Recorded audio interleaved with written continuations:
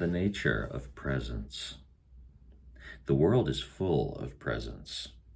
Every moment of life is crammed full of potential encounters with people and things that are present to us, even though we may not be present to them. The presence of a city, vital, decaying, dangerous, enchanting, oppressive, perhaps even seductive. The comforting presence of loved ones, long unseen, sometimes long dead. The troubling presence of people with whom we have unfinished business. The evocative presence of a sacred space, perhaps a cathedral, a grove of trees, a shore's edge, or wherever we are called into awareness of the transcendent. The distinctive presence of a home, immediately noticeable on entering if we are paying attention. The unmistakable presence of death that we might experience at a funeral. The plethora of presences that confront us on entering an art gallery, walking through a shopping mall, or attending to sea life in a tidal pool.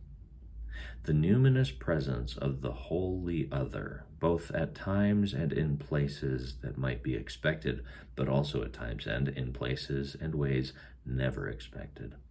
The puzzling presence of someone we encounter, disturbing us in ways that may be good or bad, but that cannot be easily ignored. What is this strange thing called presence? Presence is the awakening that calls us into an engagement with some aspect of the present moment. Presence makes us feel alive. Or perhaps better, it lets us know that we are alive. It demands that we notice, and in so doing, the distance between whatever we notice and us is suddenly reduced. We feel connected. Sometimes this might feel like more connection than is comfortable, but no longer are we on the outside looking at life through a thick glass. Suddenly we have passed through that which distanced us, and we are inside and a part of life. We are involved. We are participants, not simply spectators. Presence is elusive, but it can come to us with astounding force. Notice how a wisp of a scent can pull us into the presence of a beloved, a presence that may be both subtle yet powerfully real. A great work of music can similarly draw us into the presence of the artist, often into a period of time and a world dramatically different from our own. An experience might invite us to be present to the world and to ourselves. A fleeting memory might instantly draw us into awareness of the absence of one still powerfully present to us. Sometimes the presence of another commands our attention and demands our own presence. The Gospels tell the story of Jesus teaching in the temple, and they describe those hearing him as being astounded because he taught as one having authority. What was the basis of that sense of authority? I can't imagine that it came from polished delivery, command of his material, highly developed rhetorical skills, self-confidence, or any other personality trait or thing that he was doing. It sounds to me like the authority of presence.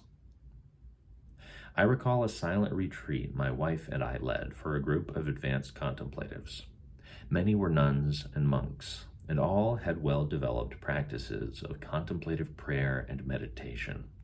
As I stood before them for an initial teaching session, I was struck by their stillness, openness, and attentiveness.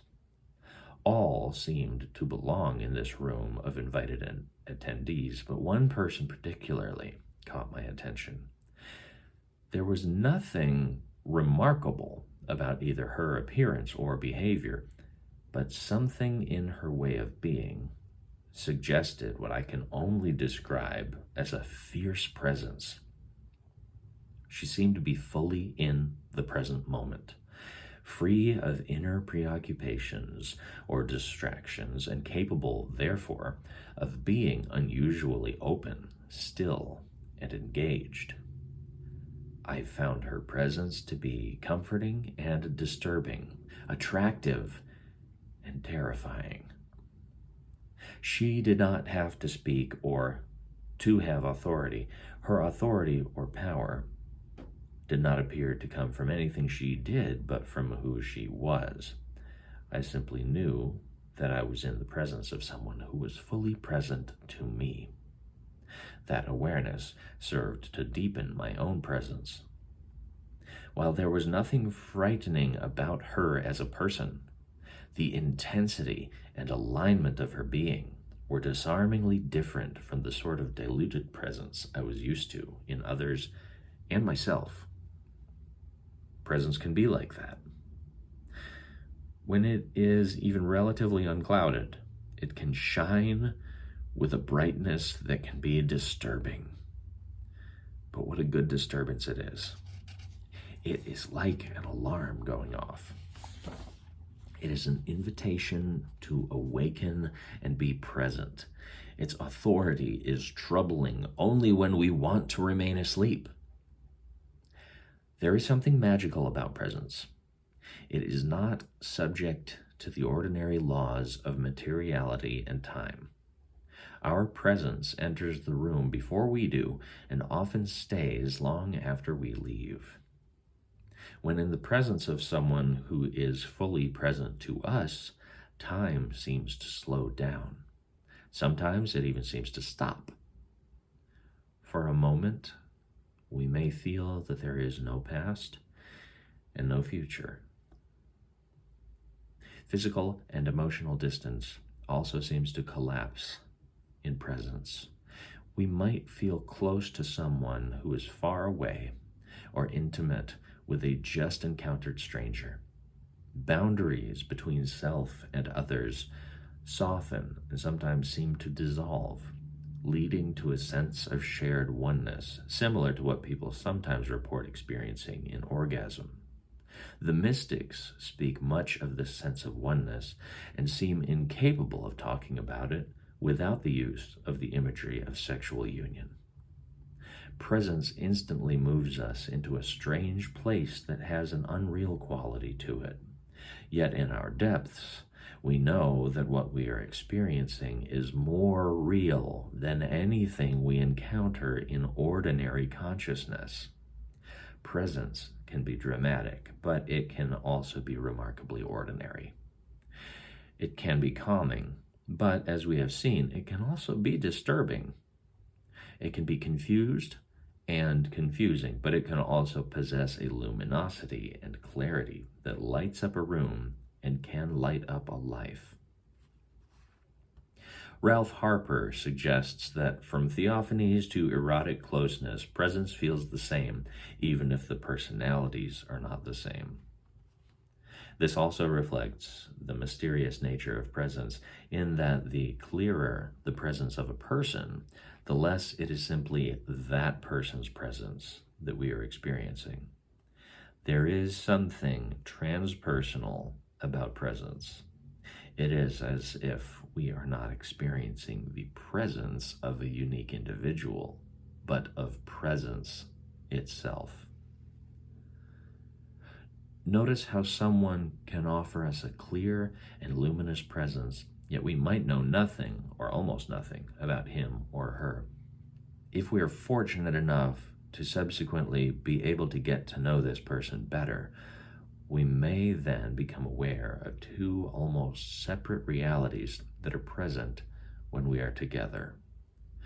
We might, on the one hand, continue to encounter the presence that the person radiates, and this may be quite unchanged by knowing things about the person.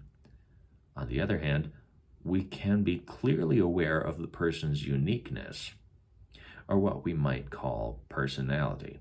A person's presence will always be less differentiated and more global than his or her personality. It is as if the presence is less owned than it is presence mediated. When I think of this distinction between encountering a person in his or her uniqueness and encountering the presence that individuals carry and share, I think again of the nun I met in the silent retreat I just described. After this retreat, I had a chance to spend time with this woman, and since then, we've become very good friends. In these subsequent interactions, I have come to know much more about her. When we are together now, I can readily see her in her uniqueness and individuality, but I also still powerfully experience the presence she possesses that is not simply hers or about her. The two operate on different planes of reality. Each involves a different level or type of knowing. My knowing of her is shaped by information she has shared about herself and my experiences with her. This grows and changes as the relationship develops, but beneath it, I'm always aware of the presence that I continue to meet in her. This, I know, is not simply reducible to her personality or behavior. It is grounded in her being and made possible by her way of being in relationship to the transcendent presence she mediates. These mysteries of presence render it resistant to exhaustive analysis.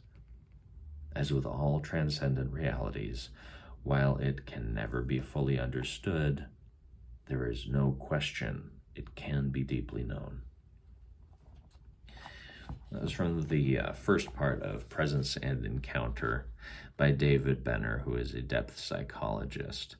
I was first introduced to this during my counseling grad program. It wasn't required reading, but one of my professors turned me on to it, and then I got my own copy. I found this, even though it's a fairly short read, about 120 pages, I found this to be a dense read. If you can't tell already, Benner draws lines that maybe you would have never thought needed to be drawn. Like in that opening portion, he's drawing a line between what is presence and what is personality, and how there's different levels of knowing a person. You know, drawing a line between that sense of instant connection that you can have with somebody, versus that sense of knowing somebody because you've spent time together and have come to know things about them. I found this to be a deeply clarifying read. If you like what you heard there in that first part, I would definitely recommend checking out David Benner's Presence and Encounter, The Sacramental Possibilities of Everyday Life.